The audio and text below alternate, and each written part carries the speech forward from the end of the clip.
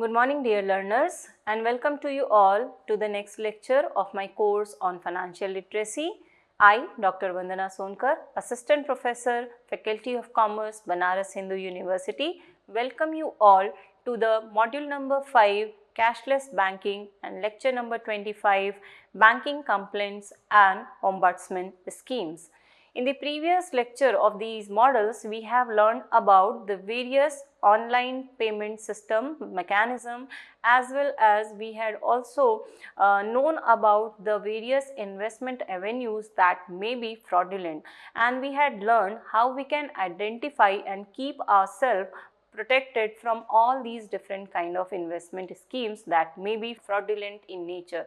In today's lecture, we will be going to understand how we can complain and how we can have a redressal mechanism for all our banking related complaints, banking products and services that we are using if we face any problems or any kind of complaint in all these products. Then how we can make a complaint and how we can get the redressal of our complaint from a regulatory authority. So in this lecture, we will be going to have an overview of the banking complaints, and we are going to know the evolution of the banking complaints in India, as well as we will be also going to understand the complaint redressal process in India. We will be going to also discuss about the concept of banking or ombudsman scheme, and we will be also going to know how the banking ombudsmen are appointed and what is their tenure of appointment.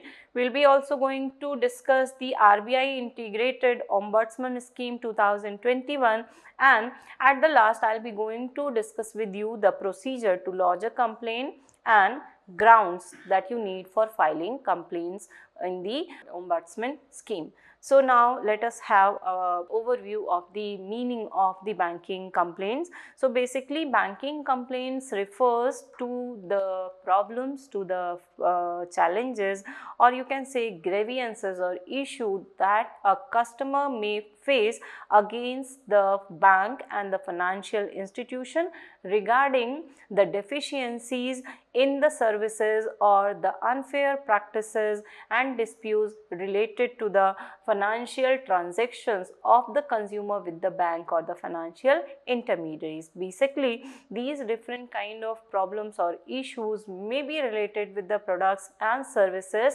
that are offered by the bank and the financial institution to the customer. So basically, these different kind of problems or complaints may relate to unauthorized transaction. That means it may be possible that there may be any kind of unauthorized financial activity going on with the help of the bank account or the account of the particular consumer who is going to file the complaint.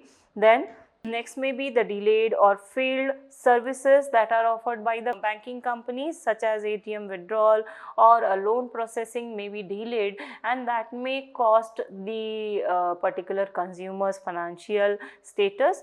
Then there may be some incorrect charges or deduction made by the banking company. So there may be some kind of interest or any kind of deduction charged by the bank that may not be incorrect. So you can lodge a complaint for this also. As well as poor customer support. If the banking personals are not dealing with you well, they are not making you aware of the various terms and conditions, and any kind of customer support that you need is not provided by them, then also this comes under the category of complaint. Then comes the fraudulent activity, any kind of manipulation or fraudulent activity if it is done with your account, then that also comes in the category of complaint. Then issues that are faced into the internet or mobile banking, they are also a part of the banking complaint. And loan related disputes with the bank of a consumer may also be a part of the banking complaint. So the RBI provides multiple kind of platforms such as the RBI Ombudsman scheme as well as the complaint management system for resolving the complaints of the consumers fairly and efficiently. Now let us discuss about the evolution of banking complaints in India. So basically the banking sector of our country has experienced a notable surge in the customer complaint over the recent decades, and it has reflected the significant increase in the customer awareness as well as the challenges that the banking sectors are facing. Basically, if we compare the various fiscal year in the previous decade and in the current decade also, so we'll find out there is a huge rise in the banking complaints that always significantly reflects that the consumers are now much more aware, as well as they are facing multiple kind of challenges using the banking products and services also. So we can see here that the rise in complaint in the year 2022-23 was 7,03,544 complaints. That has marked a percentage increase of 68.24 in the previous fiscal year, whereas in the current fiscal year 2023-24 the number of complaints lodged were 9,34,355. that has represented a percentage increase of 32.81% from the prior year. So primary category of complaints in all these number of complaints were basically related with the mobile and electronic banking. So approximately the 20% of the overall complaints were from the mobile banking and electronic banking complaints, whereas 20% was from the loan and advance segments. So this category also has accounted to a great percentage, and the other portion of the banking complaint was from the ATM and debit credit card uses. So card related transaction and services has become a very challenging part for the management of the banking services, and this also count for a significant portion of the banking complaints in our country. So this is the main you can say growth and evolution of banking complaints in our country. So if we talk about the institutional breakdown, so you'll find out public sector banks are subjected to the 41% of the total complaints, whereas the private sector banks accounted the 31% of the total complaint, indicating that the issues are prevalent across the different banking segments of our country. So the public sector bank has received a lot of complaints. In case of our country, the State Bank of India has received the highest number of banking complaints in the previous years. If we talk about the resolution efficiency, the RBI Ombudsman officers have achieved a commendable percentage of 95.1% disposal rate of the complaints during the previous year, and it has reflected that the significant efforts are made by the RBI Ombudsman scheme to address the consumer grievances very promptly. Now, the emerging trends in the banking complaints and ombudsman schemes can be seen as the technological integration. The RBI has now supported as well as is encouraging the adoption of artificial intelligence by the bank to enhance the internal control system of the banking, so as to very significantly answer the banking complaints made by the consumer. So to address the consumer complaints more and more effectively, the use of AI, the use of technological integration has increased, and this AI can also assist in analyzing large data volumes to detect the issues that is related with the ATM failures, the other kind of preemptive actions and complaints that make a larger portion of the banking complaint in our country. Then digital complaint lodging is also possible with the help of the technological integration. A significant majority of 88.77% of the complaints in the previous years have been lodged with the help of digital channels, that is with the help of online medium. So it is underscoring the shift towards the online platform for the grievance redressal mechanism of the country. Now let us understand the flowchart of the banking complaint redressal process in India. So whenever a customer faces any kind of issue they at first level make a complaint to the bank, and for that you can approach to the customer care department of the bank, of the branch. You can visit the branch or you can send an email to the customer care support, and the response is given by the bank within 30 days of receiving the complaint. That means the complaint that is received by your nearest bank branch must be resolved within the 30 days of filing the complaint with the bank. Now, if the complaint is not sorted out, then it is escalated to the RBI Ombudsman via CMS portal. So you can also lodge your complaint with the help of this particular portal, and you can say whatever financial challenges you are facing in using the financial products offered by the banks. Then RBI Ombudsman schemes, basically they review your complaint, examine the documentary evidences that they may have from the banking company, then they after that take some resolution option. So either they go for the settlement through the agreement between the consumer and the banking company, and Ombudsman award or orders are also issued to the banking company to resolve the complaints of the consumer. So bank must comply within the 30 days without making any further delay of such order to address the grievances of their consumer, and if it is not done, then further appeal is also made to the appellate authority, to the RBI of our country. Now let us understand what do we mean by the banking ombudsman scheme. Basically, it is an inexpensive and expeditious form where the bank provides a mechanism for the customer for resolution of a complaint related to the various services and products offered by the bank, and that is known as the banking ombudsman scheme. So basically this scheme was created under the section 35 of the Banking Regulation Act of 1949. This scheme was initiated in the year 1995 and later it was amended in the year 2006 as well as in 2009 also. All the banks in our country, whether they are commercial banks, RRBs, scheduled bank, primary bank, cooperative bank, they all are covered under the banking ombudsman scheme, and any customer can file their complaints against a bank if the bank provoke fair practices code, and the customer issued are then taken care by the Banking Codes and Standard Board of India, that is the BCSBI. With this the customer complaints are taken care of and the redressal of the grievances are made. Now, how the banking ombudsmen are appointed and what is their tenure of appointment. So the RBI basically appoints the banking ombudsman and one or more of its officers on the position of the chief general manager. So the general manager, basically they are known as the banking ombudsman only. They are held responsible for taking care of the various types of complaints that the customers are making towards the banking products and services.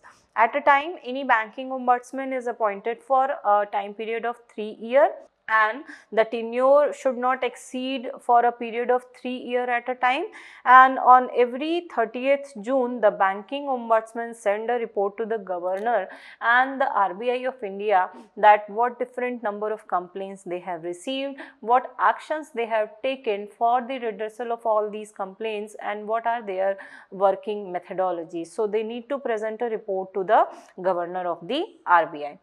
After that, let us know about the RBI Integrated Ombudsman Scheme, which is also known as the RBI IOS Scheme 2021.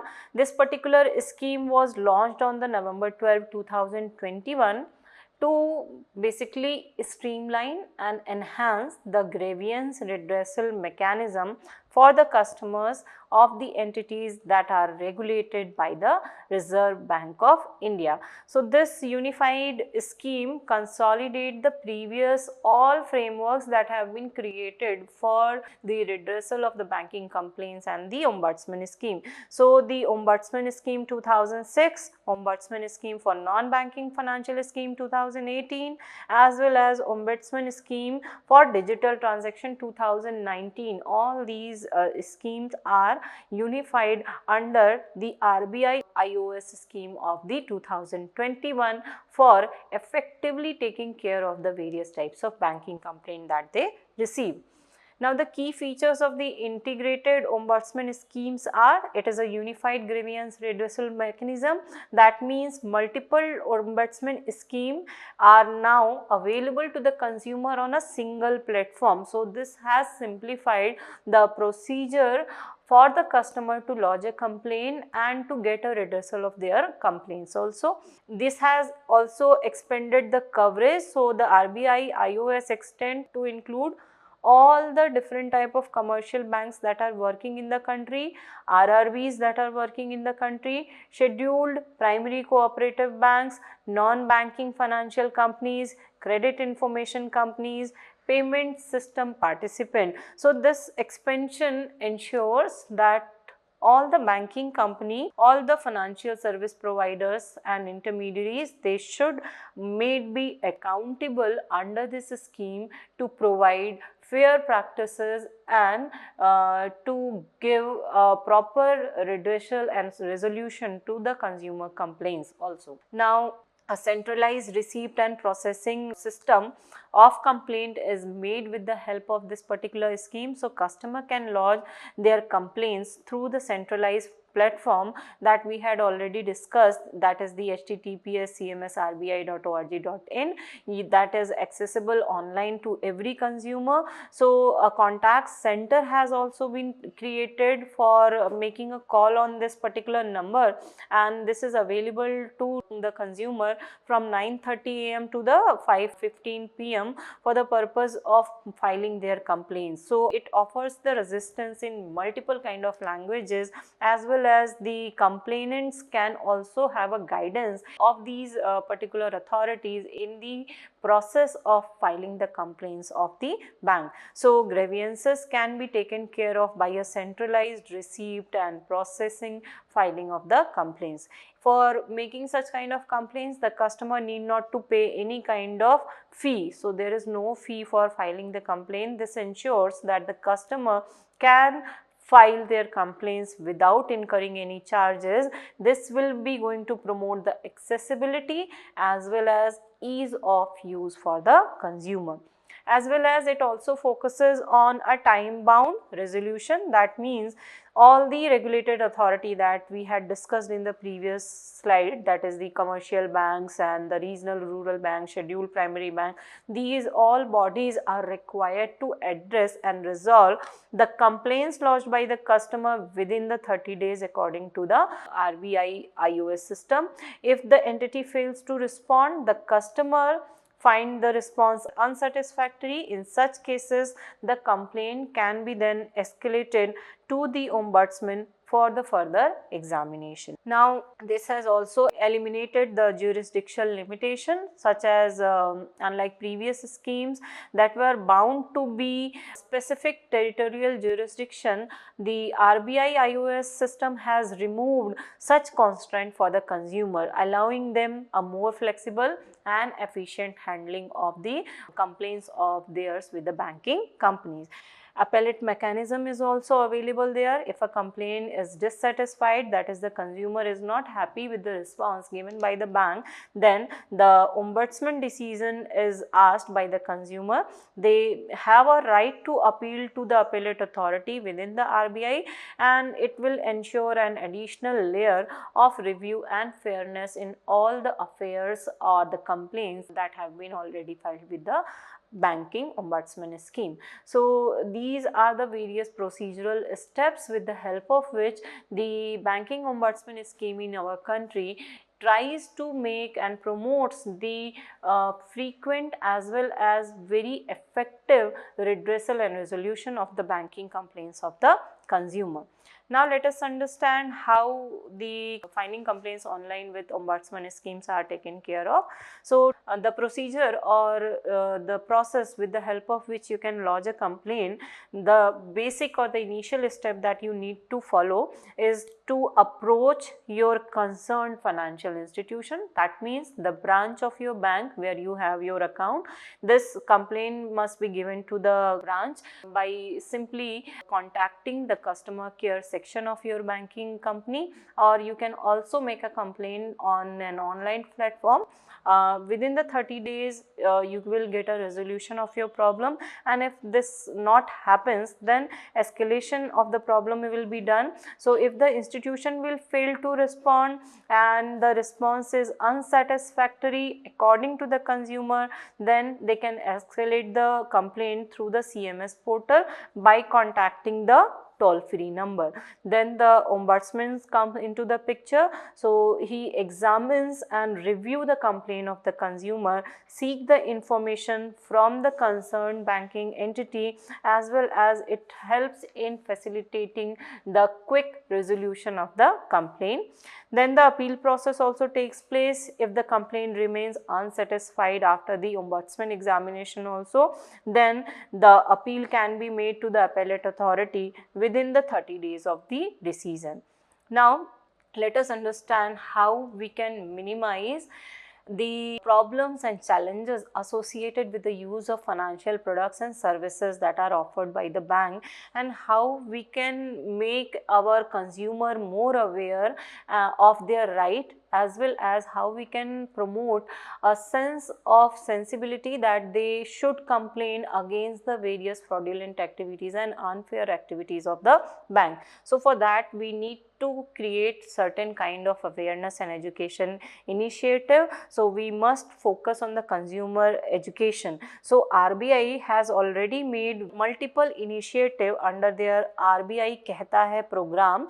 This includes the various types of information about the banking ombudsman scheme that aims at educating their consumer about the rights and avenues that are available with them for their quick grievance redressal. This also helps in addressing unsolicited commercial communication. So customer rights and redressal are also informed to them. All the customer receiving unsolicited commercial communication such as unsolicited credit cards or loan offer, they can file a complaint directly with the service provider, and if they are not satisfied with their response, in such cases they can escalate their complaints to the RBI Ombudsman under RBI iOS framework also. Then internal ombudsman schemes are also there that mandate that all the banking companies and all the non-banking financial companies who are providing financial products, they should be following all these practices. The RBI has directed that the companies must appoint an internal ombudsman in their organization for taking care of the complaints of the consumer. This internal ombudsman will act as the apex authority within the bank for the purpose of reviewing the complaints of their consumer, and they will partially or wholly reject the various types of report that will be presented by the institution for the grievance redressal system. So they will take care the examination of the complaints, as well as also listen to the banking entity or the NBFC's entity side of review. The mechanism will ensure an additional layer of security before the customer approaches the RBI iOS scheme. Now let us understand what are the various grounds on the basis of which you can file a complaint, what different type of necessities must be there. So the RBI iOS 2021 scheme defines that if there is any deficiency in service as a broad ground for filing complaint, then you can make your complaint with the help of the CMS portal. So the various issues include under this may be non-payment or inordinate delay in the payment of collection of checks, drafts and bill. This can be reported. Non-adherence to the prescribed working hour, if the working hours are not adhered as per the RBI Act and as per the Banking Regulation Act 1949, this can also be reported. Failure to issue or delay in issuing banking instruments like drafts, pay, order or banker's checks, this can also be reported.